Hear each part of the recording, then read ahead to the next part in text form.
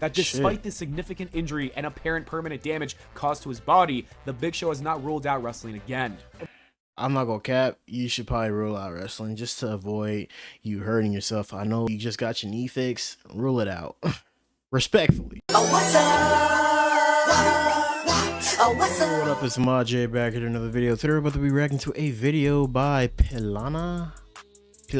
I hope I fucking pronounced that right, bro, because I've been watching this dude for years, and I think I might have butchered that, but it's gonna be on 11 wrestlers with permanent injuries. Jesus, seen Big Show in the thumbnail. Well, yeah, if you ever seen that, like, you know, Big Show walking AEW recently, or like probably before his surgery. I don't know if he already had surgery, but like when he was on that Jarrett Cruise, yo, bro, he looked like his knees were it like it used to be, bro.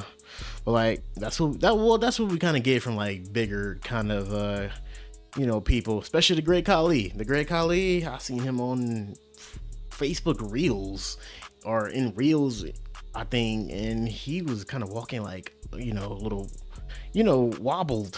But let's get into the video. Don't forget to leave a like and subscribe if you've been enjoying the wrestling videos.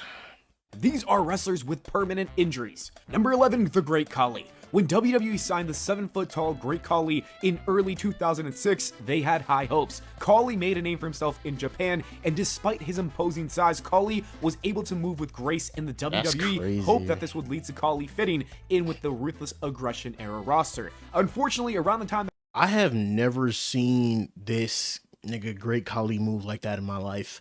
These clips are like certainly new to me.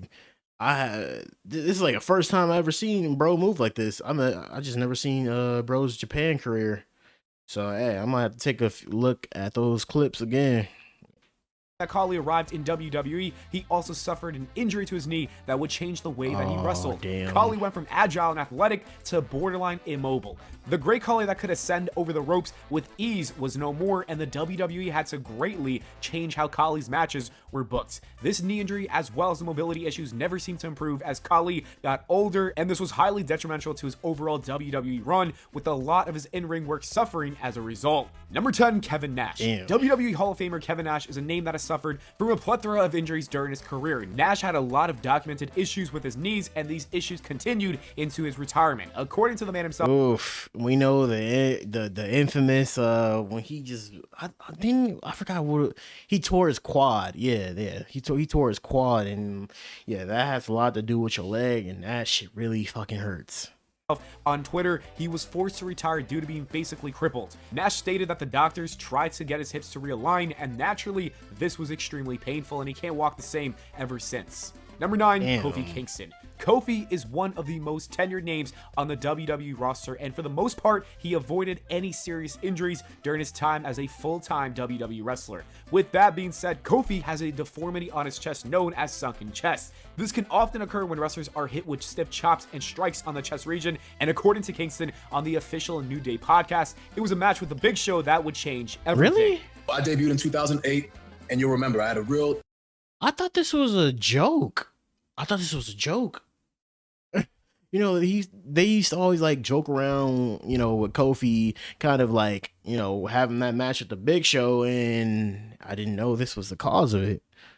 Just nice, full chest. My chest was popping, you know what I mean? Like, I go to, like, you know what I'm saying? I go to do a push-up and my chest hits the ground, you know what I mean? Like, it was a real live chest, you know? You and I ended up having a match, and I remember getting chopped so hard in the chest, and my chest has never been the same since. While this is a permanent change to the way that he looks, thankfully it does not impact his in-ring ability in any way. That Number really 8, Stone sucks. Cold Steve Austin. Fans became so accustomed to Stone Cold Steve Austin wearing knee braces that it just became a standard part of his in-ring attire. Stone Cold's knee injury stemmed from him tearing his ACL on his left knee, and then years later, he tore the ACL and PCL on the right. Austin found it much more comfortable to wrestle with knee braces on, and this helped prevent any further injuries from occurring. The issue with I'm not gonna cap, I thought the damn knee braces look cool as part of his attire. I didn't know he, like, you know, had that many injuries for his knees. Jesus. Austin's knees appears to be a lifelong issue, as even when Austin wrestled at WrestleMania 38 with Kevin Owens, the knee braces were on full display. This meant that those dreaded knees are still causing him issues almost 2 decades after his initial WWE retirement. Jesus. Number 7, Big Show. When you're a more 7-foot tall BS. giant who's been wrestling for 30 years, injuries are going to be a fact of life. Unfortunately, wrestling legend Big Show has struggled significantly, especially in recent years, with his knees. Whenever Big Show appears on AEW programming, fans are alarmed at the sight of his knees, as one of the knees looks completely different to the other. According to the former WWE superstar during an interview with Metro in the UK, he required the use of a wheelchair for an extended period of time before recent knee replacement surgery. This is what the Big Show said. You know, there's been some setbacks personally. I mean, I've had a couple of injury setbacks. I had Yeah. had to get a knee replaced, you know, in August, which, you know, that knee was bad for 12 years. So it could have gone any day. It's kind of like that bald tire on the car that you know you could change, and you keep driving anyway. Well, finally, it popped it out. It is worth noting that despite the significant injury and apparent permanent damage caused to his body, the Big Show has not ruled out wrestling again. Number 6, Matt Hardy. Matt Hardy took arguably the biggest bump. I'm not gonna cap. You should probably rule out wrestling just to avoid you hurting yourself. I know you got love for the business, but like, just to avoid that, bro, I don't think you should do it. Cause especially you just got your knee fixed, rule it out. Respectfully.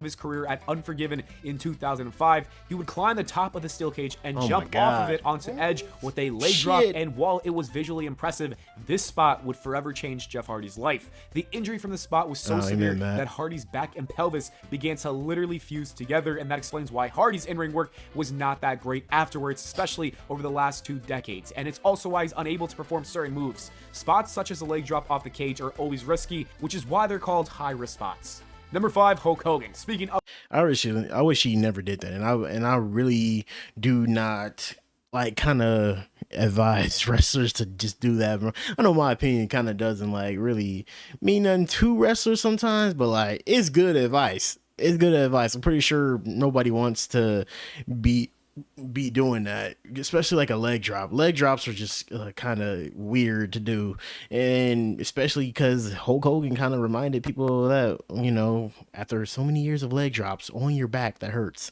The leg drop, it also caused major issues for Hulk Hogan. Hogan would use the move as his primary finishing move for decades, and while it looks simple and safe, the reality couldn't be any more different. According to Hogan, during numerous interviews over the years, dropping the big leg every night is the reason why his back is in such horrendous shape. Hogan states that the leg drop has led to all of his back surgeries, and even goes as far as to say that he wishes he picked the sleeper hold as a finisher, as it's a lot less stressful on his body. Number 4, Braun Strowman. Upon WWE's call to once again release Braun Strowman in 2025, fans were highly critical. Since returning in 2023, Strowman had delivered great work, and even after a serious knee injury, it was apparent that Strowman was giving it his all in the ring. There was a lot of concern for Strowman during his latest WWE run. While it was said that his knees had recovered, he was evidently struggling with pain in the ring. His selling went beyond standard selling, as he was often seen limping and hobbling around the ring as if he was in immense pain. According to the former WWE Universal Champion, during an interview with Miles Addy, he has a documented history of injuries and even wrestled with a 15% paralyzed leg. This is what Strowman said in the interview. Before I even debuted on TV, I ruptured my L5S1, which paralyzed my left leg. Jesus. 100%. I had emergency surgery. I got 85% of it back. So my entire career, I've wrestled with a 15% paralyzed left leg from my low back. I've had elbow surgery twice. My teeth are fake. All these scars when I went through the windshield in the Wyatt family swamp fight. I broke my neck. I have a metal plate, 4 screws in my neck. I tore my groin 2 minutes into the last man standing match with Bronson Reed. Went 20 more minutes with a torn groin. They all suck, man, but it's part of the game. Number 3, The Undertaker. Perhaps nobody was ever as committed. Overall, nothing's worse than just like with leg injuries, because like at the end of the day, either injuring legs or injuring knees could literally have like an effect on your life. To WWE as The Undertaker. Even when seriously hurt or sick, The Undertaker was known to push through and wrestle simply because that's he why he believed it was respected the right thing to do. The dead man had around 17 major surgeries between 1990 and 2019, and it was truly a miracle that he was able to wrestle for as long as he did. The Undertaker became much slower as the years went on, as the injuries and the surgeries were all gradually catching up to him. The dead man eventually needed new knees, which was one of his more serious surgeries, as this would impact his mobility. This is why he said that he looked like a giraffe for his run-in at WrestleMania 40 in 2024. Number 2, Shawn Michaels. HBK's lazy eye formed in 2004 during a match with Kane at the Unforgiven pay-per-view. HBK would take a boot to the face, and he instantly knew that something was wrong. The muscle that attaches the eye was damaged, and this injury got visibly worse as the years went on. 4 years later, the WWE would turn that lazy eye into a kayfabe story. The WWE decided to directly address the change in HBK's appearance by stating that Chris Jericho had caused the injury when he threw his face into the TV. And number 1, Mick Foley. I'm not gonna lie, that was like a good ass thing to do too, because like, you know, injury bugs really get to people, and for them to turn that to like a storyline, that's pretty smart. In 1994, the hardcore legend Mick Foley was wrestling Vader in Japan, and a spot saw Foley get stuck into the ring ropes. Due to the ring ropes being far too tight, a section of his ear was torn. God. Seconds later, during an exchange between the two wrestlers, a strike from Vader made contact with the piece of ear, and it came off completely. The referee would pick up the ear off the mat and place it in his pocket, and in typical Foley fashion, he continued to wrestle like he was completely fine. Following Hey, I'm not gonna cap, you would never get that from like a wrestler nowadays, because people take like, you know, injuries more serious nowadays. But like, if it was something like that, and people wouldn't have not kept wrestling, bro. Piece of bro's ear fell off and he just kept going. That's respectable, bro. the match, Foley underwent a serious procedure that saw his cartilage removed and placed in a pocket above the remaining ear. Anyways, that is it for the video, guys. Thank you so much for watching. Jesus Christ. I hope you enjoyed. If you did, hey man, oh shit. Bro, to like, I respect all the wrestlers right now that like really kind of, you know, really didn't like kind of got wrestled. Well, not wrestled. I mean, you know, wrestled kind of unscathed. They still got some injuries, but like no long lasting injuries. Cause man, this shit is kind of crazy, man. Most of the like injuries on here was like kind of more of like the leg injuries with these wrestlers, bro. I hope they basically just back into it and, you know, could just live their lives normally. But for the Big Show, bro, Big Show, just retire, bro. I'm not saying it as an insult. I'm saying it as like safety, as like, you know, a WWE fan that like, you know, cares about somebody. I know he ain't gonna see this video, but like, I'm just saying, bro, you gotta retire, bro. It's the best thing to do, because so you won't injure yourself even more. But hey, man, tell me what you guys think about that list, and tell me what you guys like think about these injuries, bro. And go subscribe to Pilana, bro. I'm sorry if I keep pronouncing that wrong, bro. But yeah, go subscribe to him because he makes great videos. But don't forget to leave a like and subscribe. We are on the road to 750. He was the best guy around. What about the people he murdered? What murder?